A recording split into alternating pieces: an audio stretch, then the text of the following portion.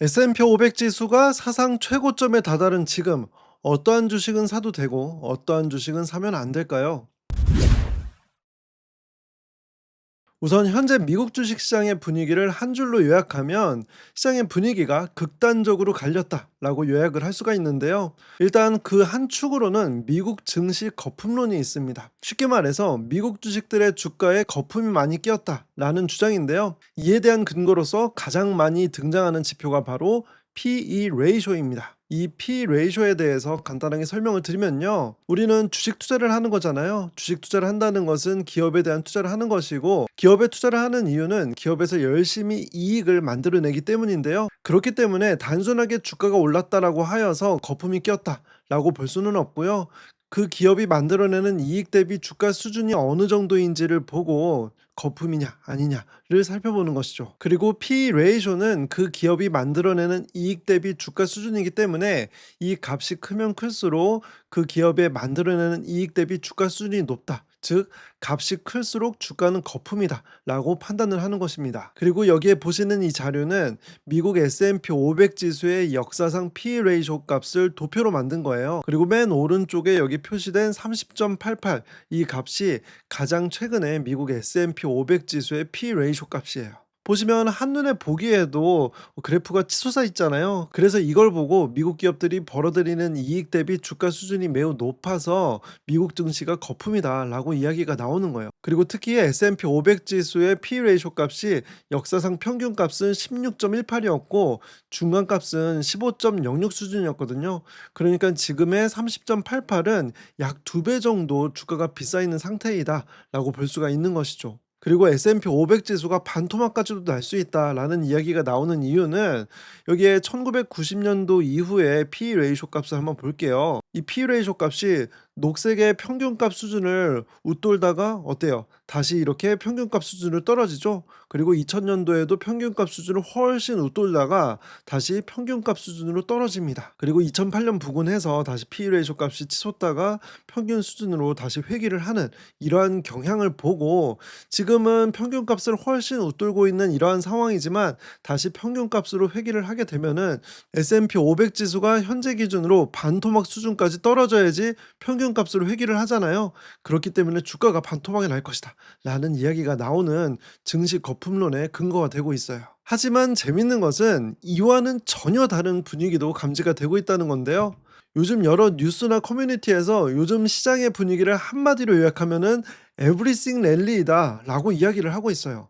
그러니까 쉽게 말해서 "모든 자산이 오르고 있는 랠리가 펼쳐지고 있다."라는 것인데요. 2025년 주요 투자 자산별 성과를 살펴보도록 할게요. 일단 최근에 가장 각광받는 자산 중에 하나인 금이 있죠.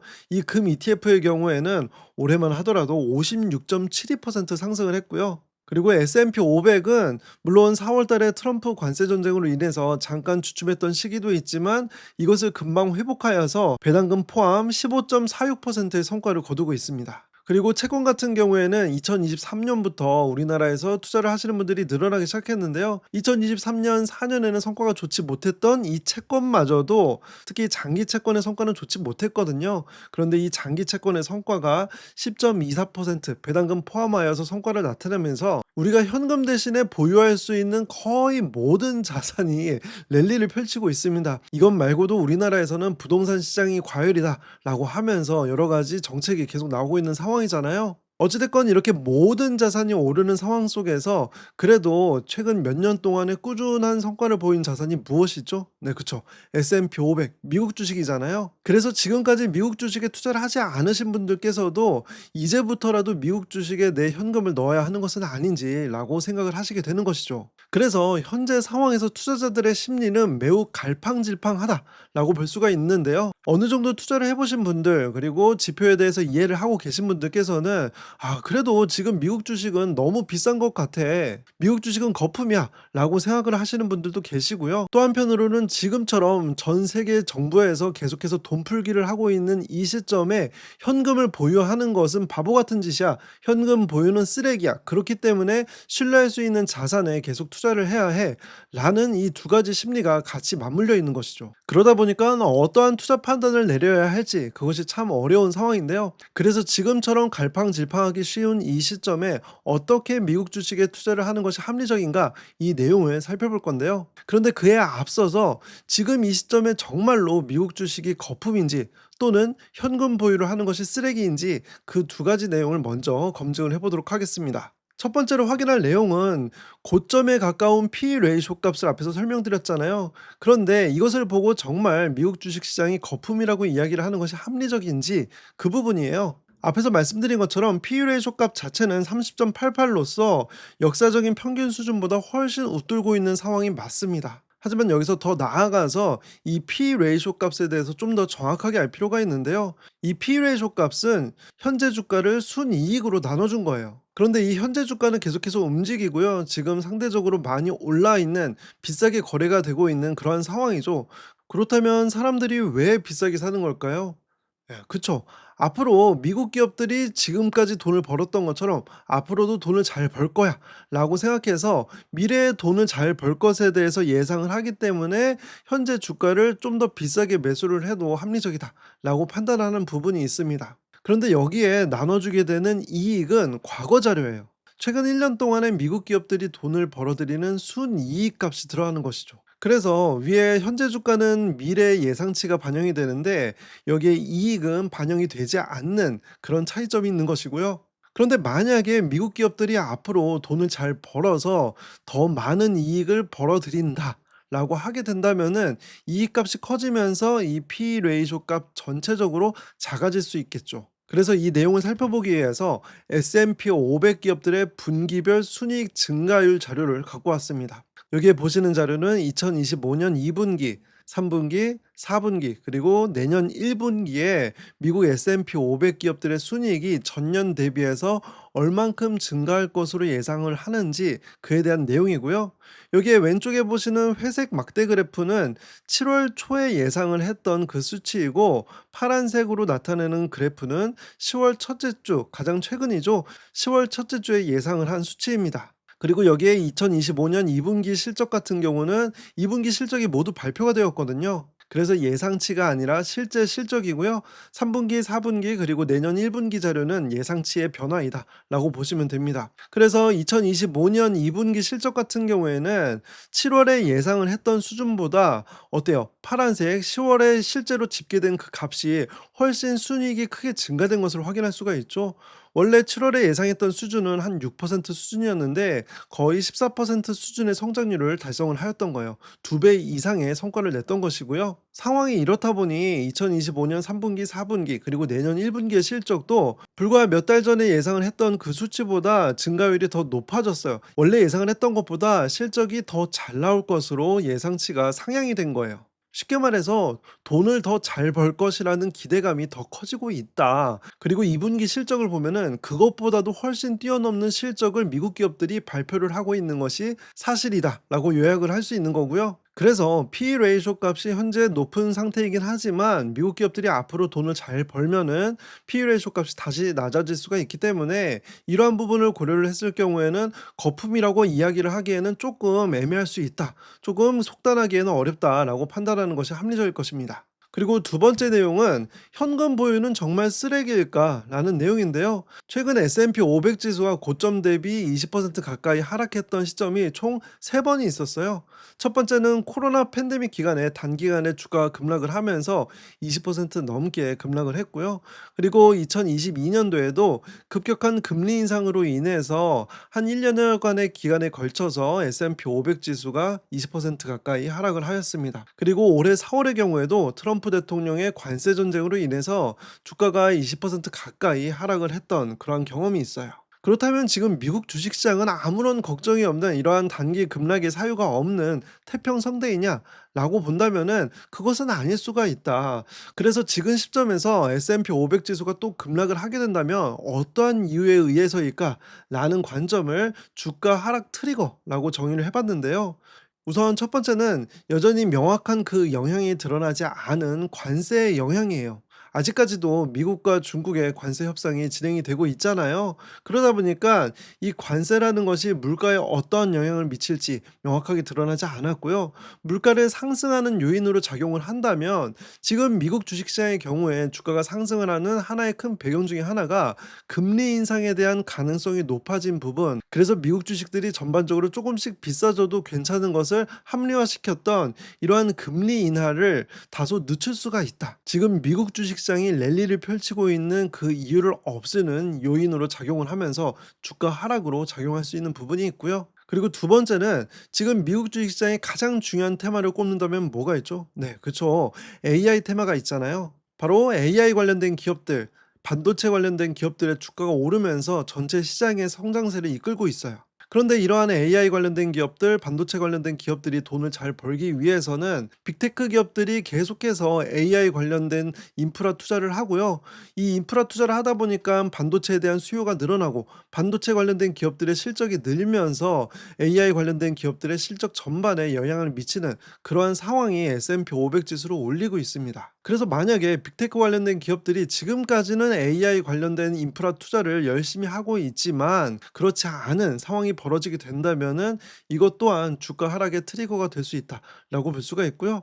그리고 세 번째는 기타 예상 밖의 변수도 항상 염두를 해둬야 합니다. 예를 들어서 코로나 팬데믹 아무도 예상할 수 없었잖아요. 그리고 트럼프의 관세 전쟁도 이렇게 대통령에 취임하자마자, 그리고 시장에서 예상을 했던 것보다 훨씬 과격한 방식으로 진행을 할 것이다 라고 예상을 했던 사람은 없었습니다. 그래서 이러한 것까지 고려를 하게 된다면 현금 보유를 하는 것은 쓰레기이다 라고 단정을 짓는 것보다는 일정 수준의 보험료를 내고선 보험을 든다 라는 관점으로도 볼 수 있겠죠. 우리가 보험료를 내더라도 보험금을 타지 않으면 그것은 손해가 될 수 있잖아요. 하지만 살면서 필요한 최소한의 보험은 들기 마련이죠. 왜냐면 이것 또한 예상치 못하게 발생하는 손실을 피하기 위함이잖아요. 그래서 물론 이렇게 자산이 랠리를 펼치고 있는 이러한 상황에서 현금을 보유하는 것은 기회비용을 날릴 수 있다라는 관점으로 볼 수 있지만, 내가 그 밖에 하고 있는 안정적인 투자를 이어가기 위해서는 일정 수준의 보험료를 내고 보험금을 드는 관점으로서 현금을 보유한다라고도 볼 수 있을 것입니다. 자, 그래서 이러한 내용을 바탕으로 우리는 지금 이 시점에서 어떻게 투자를 하면 좋을까요? 일단 첫 번째로 제가 정말 너무 말씀드리고 싶었던 내용이기도 해요. 요즘에 여러 커뮤니티나 혹은 주변의 지인들이 수익 인증을 하고 있는 개별 주식들이 있을 거예요. 이러한 주식은 현재 시점에서 투자를 하지 않는 것이 합리적일 가능성이 높아요. 보통 이렇게 수익 인증이 되고 있는 개별 주식들의 특징은 이익 대비 주가 수준이 매우 고평가되어 있는 경우들이 많습니다. 앞에서 S&P 500 지수의 P/E 레이쇼가 역사상 최고 수준에 다다라서 불안하다라고 말씀을 드렸잖아요. 그런데 이렇게 수익 인증이 되고 있는 개별 주식들은 P/E 레이쇼 값이 S&P 500의 평균인 30보다도 훨씬 큰 100, 200을 훨씬 넘는 경우들이 많아요. 그리고 이러한 주식들은 예를 들어서 S&P 500이 20% 하락을 하게 된다라고 한다면 주가가 반토막이 될 가능성이 높고요. 2022년도에도 이러한 주식들이 반토막, 반의 반토막, 13분의 1 토막까지 나는 주식들도 비일비재했습니다. 그리고 이러한 기업들의 두 번째 특징은 적자 기업인 경우가 많아요.